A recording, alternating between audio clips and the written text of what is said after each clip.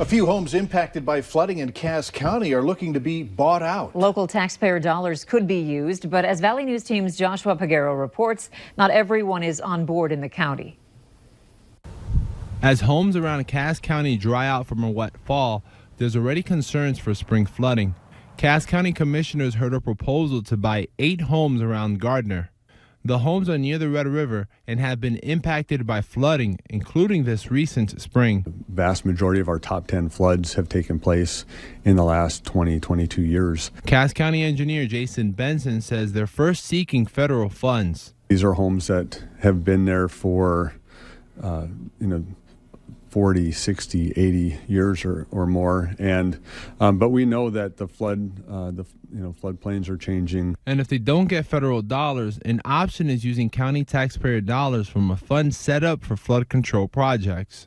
But not everyone is on board with using taxpayer money to buy these homes. Some commissioners, Ken Pollock in particular, push back against using taxpayer funds to buy homes. They're pushing instead for federal grants and asking whether other flood prevention measures can be taken. It does become a life safety issue for people as well. You know, if someone's having to boat in through waves and ice. Benson says building a levee isn't an option with these homes since they're so close to the Red River.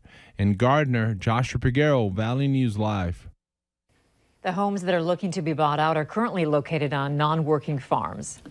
After several quiet days in the weather, change is coming, or maybe I should say precipitation. Hutch is here with your no-wait weather planner on this Tuesday night. Hutch? And that is change. We do have precipitation starting in the big sky country of Montana. Some snow up north, some rain down to the south. For us, we just have a few clouds. I cannot rule out some drizzle drops and mist as we go through the overnight hours in our area, but really things get started by daybreak. Now, there are winter weather advisories in place for the northern tier of counties, but I want to assure you many more of us will see the impact of wintry weather making its way through the region. Tonight, we are enjoying temperatures in the mid-30s to around 40 degrees still, and likewise, not a lot of change expected this evening in Fargo. Cloudy, mid-30s, light wind. Grand Forks the same. We'll be dipping down to the low 30s, however. There'll be some snow, and by drive time tomorrow night, some of us will have some shoveling to do. I'll have the hour-by-hour details on when it starts, when it ends, and where it's all going to fall here in just a minute. I like the sound of at least light wind. And light wind tonight. Okay. All right. Sold. Thanks. Yeah. Authorities are asking for your help in finding this runaway boy. Deputies say George Locke was last seen Sunday morning in Harwood. He's wearing a white sweatshirt with yellow and red lettering, along with black and white LeBron James basketball shoes.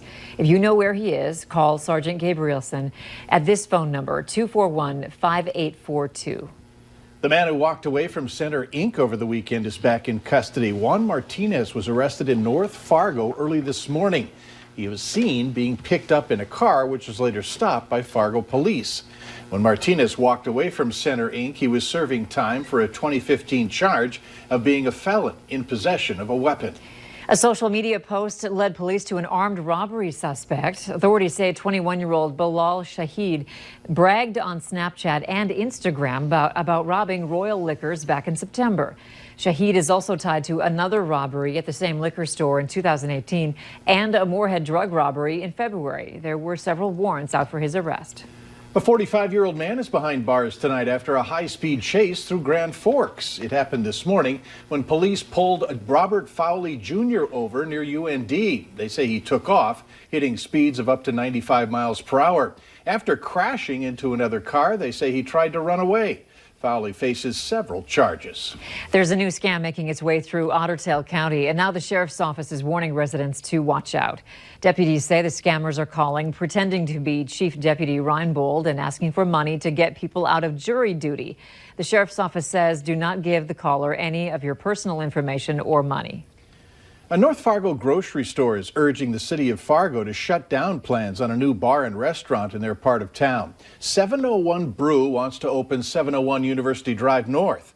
The plans only show 9 parking spaces, and Family Fare grocery store says that's not enough, claiming the restaurant's customers will end up using their parking lot. Neighbors say they don't think parking will be a problem. They're excited about what the restaurant could do for their block. I think that it will create a safe place for us. We have had a lot of drug issues on this block, a lot of violence, domestic violence. We have slumlords. Fargo City Commissioner Dave Pepcorn says he thinks the new restaurant will be a great addition to North Fargo, and he says he isn't worried about parking problems. 3 people were taken to a hospital, and a driver will likely be cited following a crash near the Moorhead-Dilworth border. It happened mid-afternoon today. Investigators say a car heading west on Highway 10 ran a red light and crashed into a car heading south. There was another injury crash this afternoon near the Buffalo River Speedway. It happened at the intersection of Highways 9 and 10 and involved a semi and another vehicle. No other details are available at this time. Minnesota's Department of Public Safety is warning drivers to be extra cautious as winter weather moves in. In the last 5 years, there have been nearly 80,000 crashes during snowy or icy road conditions. These crashes resulted in more than 200 deaths and 20,000 injuries. The warning is being shared in North Dakota, where car crashes are the leading cause of injury-related death, even though most are preventable. Of the 105 car crash deaths in 2018, almost half were not wearing seatbelts. 45% involved speed or aggressive driving. 32% were alcohol-related. It's not too late to winter-proof your home, and you might qualify to have it done for free. The Southeastern North Dakota Community Action Agency is offering free weatherization services. And if your household is connected to the Low-Income Home Energy Assistance Program, then you're eligible. You can call this phone number, 701-232-2452, to request an application. Upgrades are coming to the Transitional Living House within Jamestown Public Schools. The program serves high school graduates with disabilities and has outgrown its current location.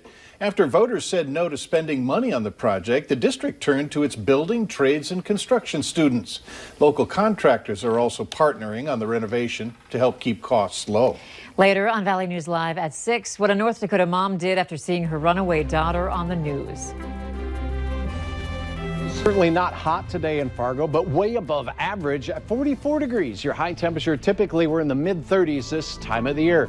We do have some wintry conditions returning. It won't be too bad, but you'll want to know the latest on when it starts, ends, and how much you'll have to shovel coming up right after this.